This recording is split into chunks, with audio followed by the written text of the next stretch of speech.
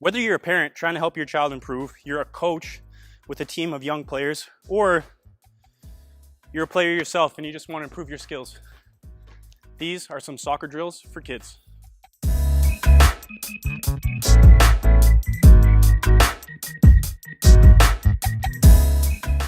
Let's do some soccer drills for kids. Do not start with fancy skills like that, because kids get caught up in things that don't really matter. When you get your basics down, then you can do cool tricks like that. But in this video, I want to talk about some soccer drills for kids, but anyone who wants to improve their skills, beginners. And also I want to talk from the perspective of a parent or a coach trying to help your kid improve. So, first of all, footwork stuff that you've seen 100 times, yes? Little ones, when you're 5 years old, 3 years old, taps, they're doing these little ball things. Okay, these are silly, but it's just building comfort with the ball. Different touches in different ways. When you get that foundation, then it's moving. So moving forward, moving backwards. And I'm going to guess there's a lot of players who consider themselves advanced that cannot manipulate the ball with these basic skills. So forward, these rolls, just getting your kid comfortable with the ball, moving in different ways. Now, when you're a parent or a coach, especially with young kids, do not overcoach. Let them figure it out themselves. Give them the drill, give them the guidance. But if you're trying to get... Hey, what's up? I hope you're finding this content helpful. Watch this all the way to the end if you want to find out which subscriber got this video's special shout out. Give them a tip every second time they touch the ball or every 20 seconds. It's too much information. They are smart enough to figure it out on their own, but you have to give them the chance. So I would start with those footwork drills, okay?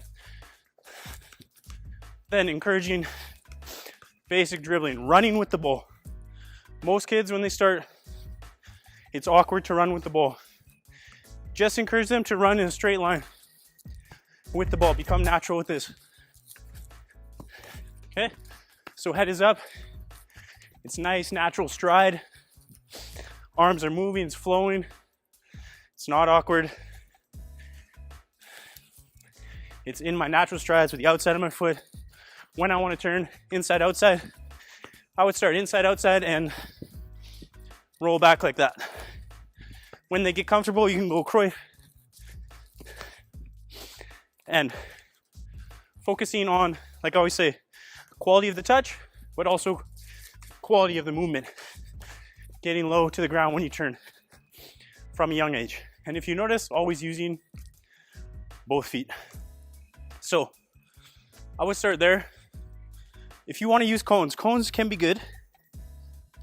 My only problem with cones is it's not always match realistic. However, when we're talking about young kids, we just want to get them comfortable on the ball, lots of touches. The way to improve is through repetitions.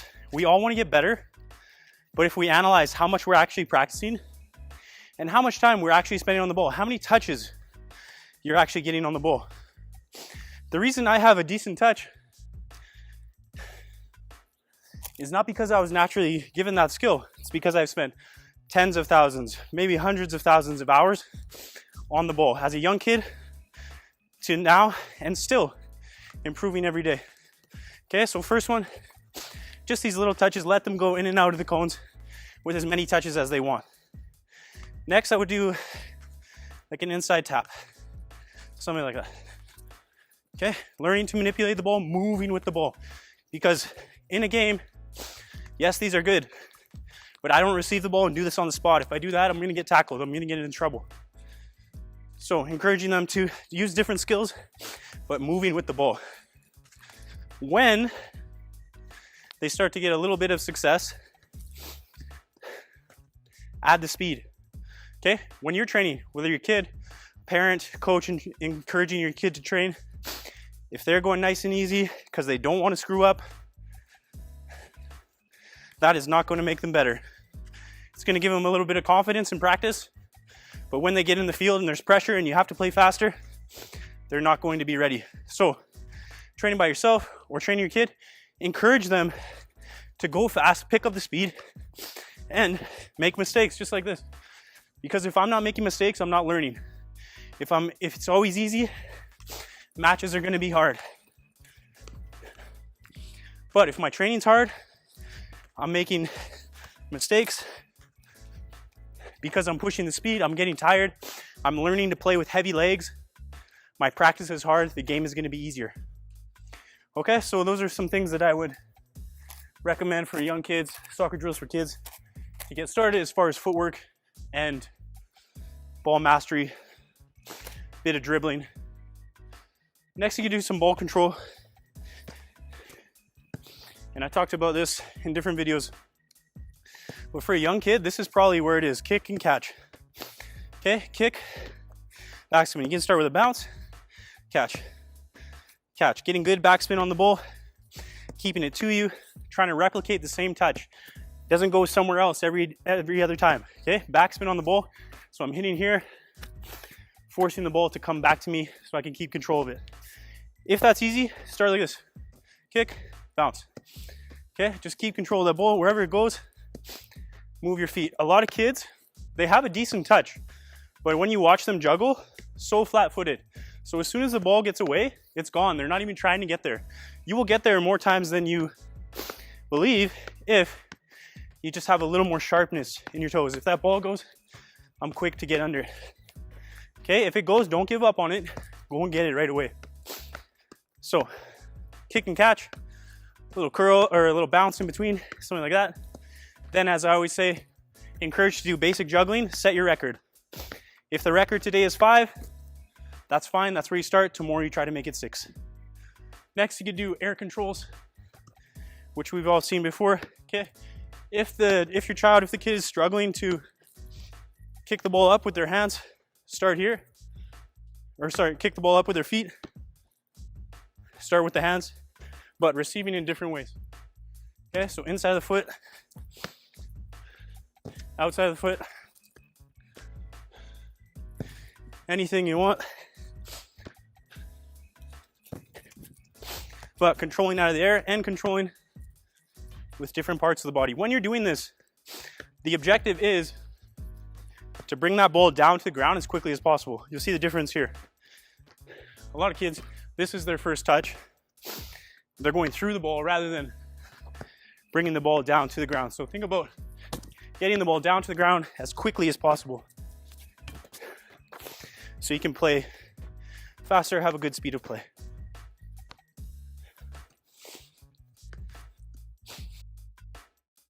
If you have watched some of my videos, you've seen me here before, and especially for young kids, I think this is one of the best places you can be.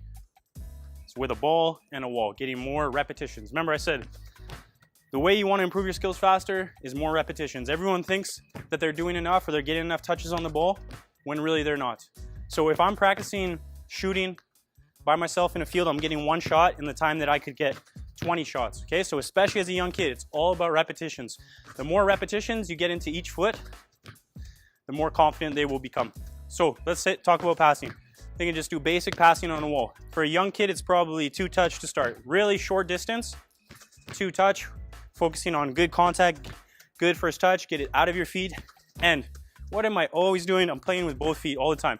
If you're a parent, encourage your child to play with both feet from the very beginning. It's okay if they have one foot that's better or one that they favor and they use it more in a match. But when they're training by themselves, really encourage one with the right, one with the left.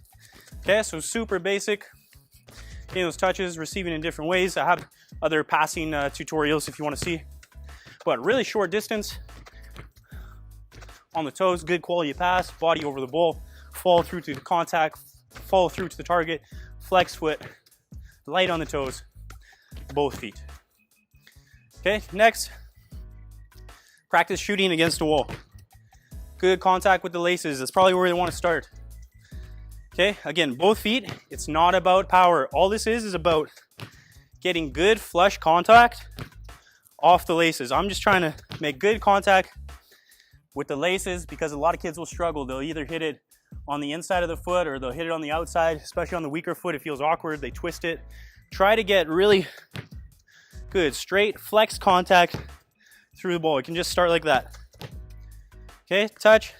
Just push through the ball, push through the center of the ball, make it go forward, flex contact with both feet. Now, as I said, give them a few tips, especially if you're a coach with young players or a parent trying to help your child improve. Give them a few tips, let them get a whole bunch of repetitions. They will figure it out. As a player, you need to be smart enough to not do the same thing 100 times in a row. If you keep pulling that ball to the left, don't allow yourself to do that anymore. Ask, why is the ball always going over there? What do I need to change about my technique? If you have that mindset every time you practice, you can improve so much faster. Because so many players, yes, they're putting in the time, but what they're getting out of that practice time is not good enough, because they may be getting repetitions, but they're not analyzing those repetitions. Don't practice just to practice. Practice with the intention of getting better. And in order to do that, I have to actually think about what I'm doing. I have to analyze, why did it go there? Why was it a good pass? Why was it a good shot? Why was it a bad shot? Take that information, learn from your mistakes.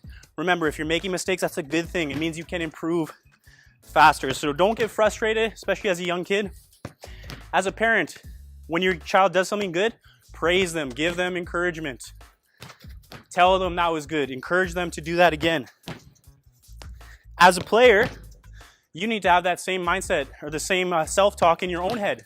Because if you tell yourself you always suck, you're always going to suck. If you tell yourself, okay, today I'm just going to get a little bit better. What can I do to make that happen? Focus on finding the solution, not complaining about the problem. You will improve a lot faster. These are some soccer drills for kids. This is the featured subscriber for this video. If you'd like to be featured in future videos, hit that like button, drop a comment below, and let me know how my videos have helped you improve and achieve more in this sport.